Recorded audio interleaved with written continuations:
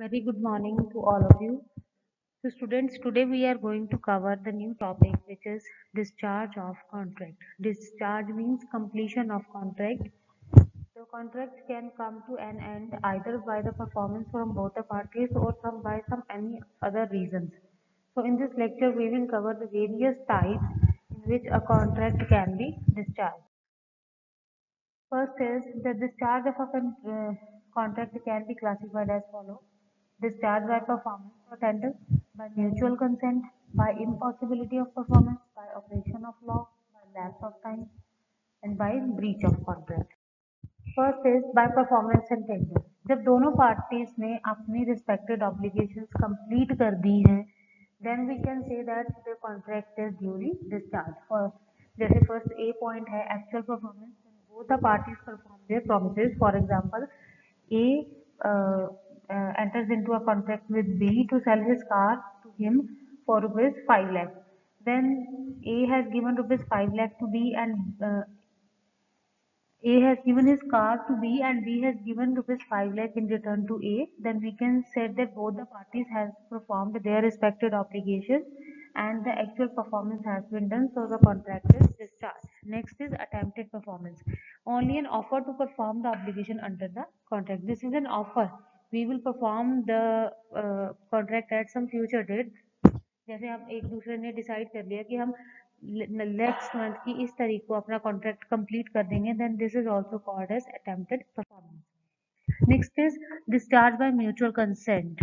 और जो ये डिस्चार्ज ऑफ कॉन्ट्रैक्ट होना चाहिए that should be with the mutual consent of both the parties. लेकिन म्यूचुअल कंसेंट के साथ साथ आप उनकी टर्म्स एंड कंडीशन को चेंज भी कर सकते हो। Like first is novation, second is recession, then alteration, remission, waiver and merger.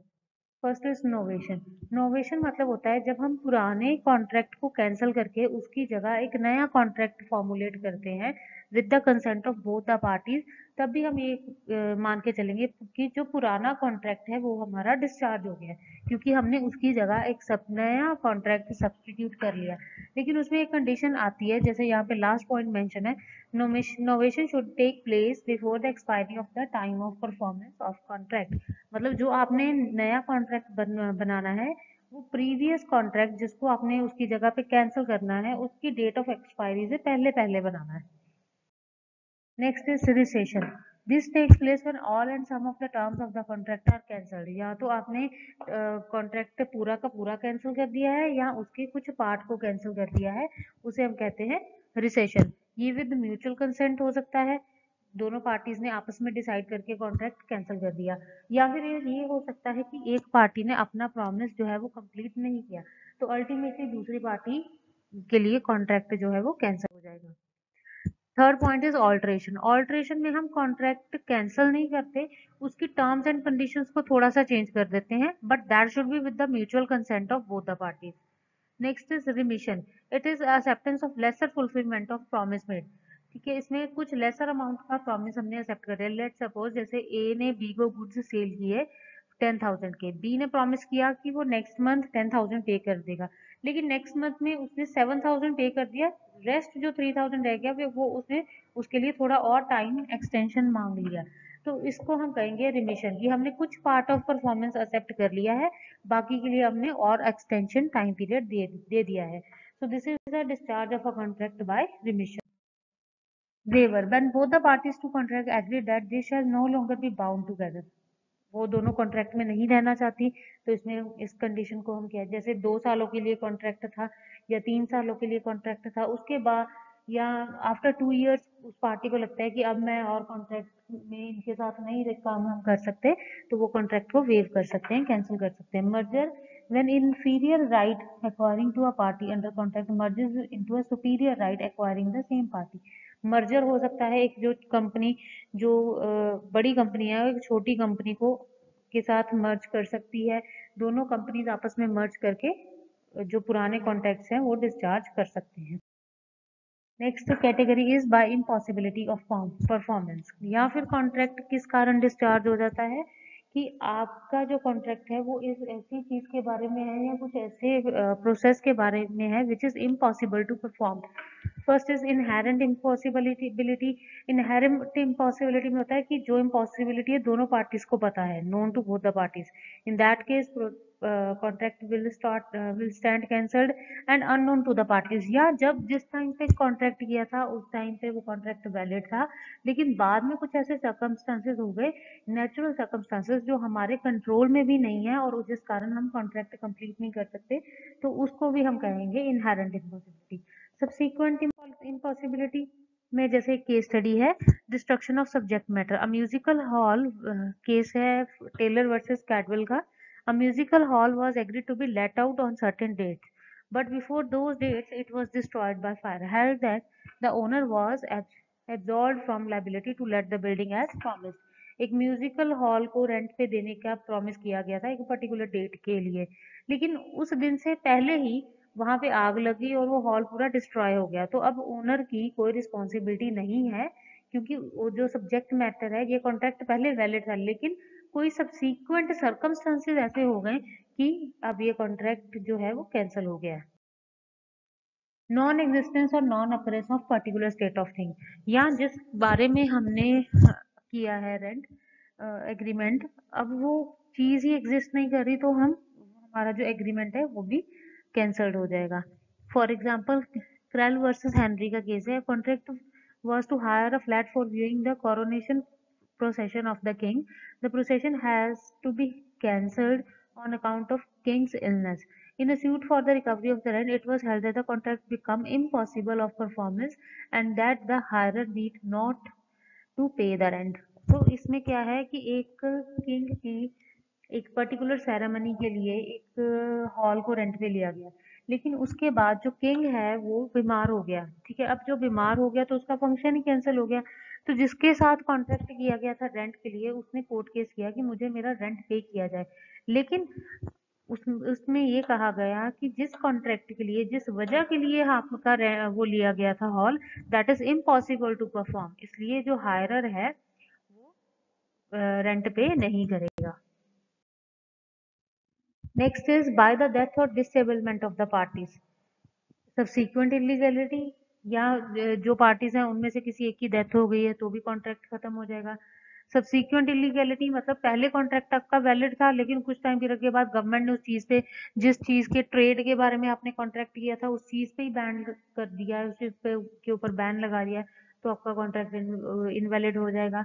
Declaration of war, या फिर इंडिया के किसी पर्सन ने पाकिस्तान के पर्सन से लेट सपोज कॉन्ट्रैक्ट किया था, लेकिन जिस टाइम पे कॉन्ट्रैक्ट परफॉर्म करने का टाइम आया दोनों कंट्रीज में वॉर की कंडीशन शुरू थी, तो उस केस में भी कॉन्ट्रैक्ट अपने आप डिस्चार्ज अपने आप कैंसिल हो जाएगा। Next is impossibility of performance not an excuse. First is difficulty of performance.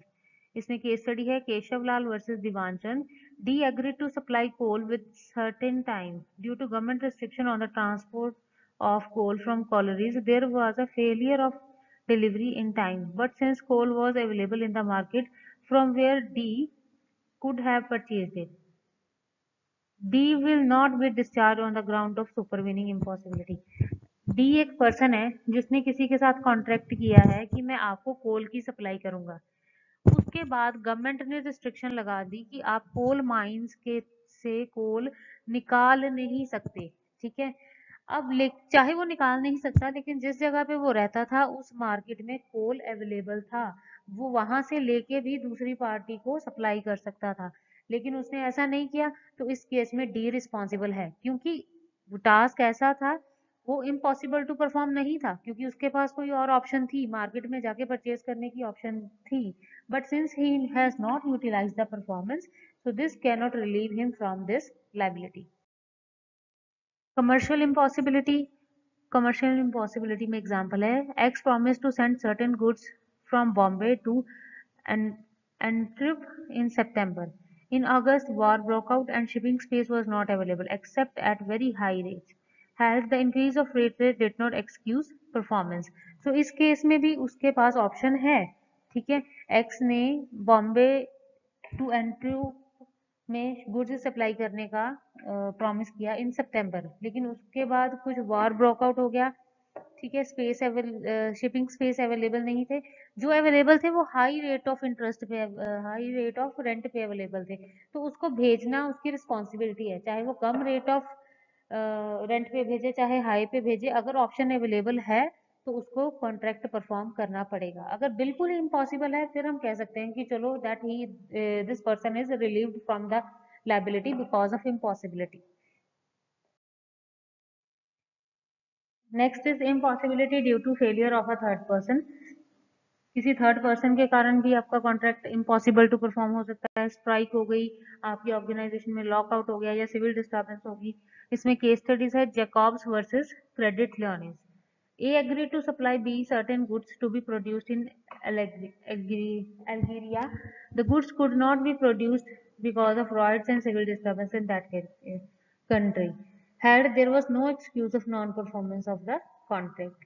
ठीक है, सो अगर किसी स्ट्राइक के कारण या लॉकआउट के कारण या कोई सिविल डिस्टर्बेंस के कारण आप वो चीज नहीं प्रोड्यूस कर पाए तो आप लायबल नहीं हो। Failure of one of the objects.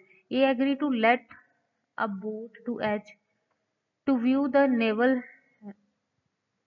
review or at the coronation and to cruise round fleet. Owing to the king's illness, the naval review was cancelled, but the fleet was assembled and the boat could have been used to cruise round the field, and the contract was not discharged. तो ए ने H से उसकी जो boat है वो rent पे ली है क्योंकि उसने गेस्ट को लेके आना है किंग का फंक्शन देखने के लिए, लेकिन किंग बीमार हो गया है। लेकिन जिस कंपनी को उसने कहा था बोट तैयार करने के लिए उन्होंने सारा खर्चा कर दिया है, तो उसको कंपनी वालों को चार्जेस पे करने पड़ेंगे।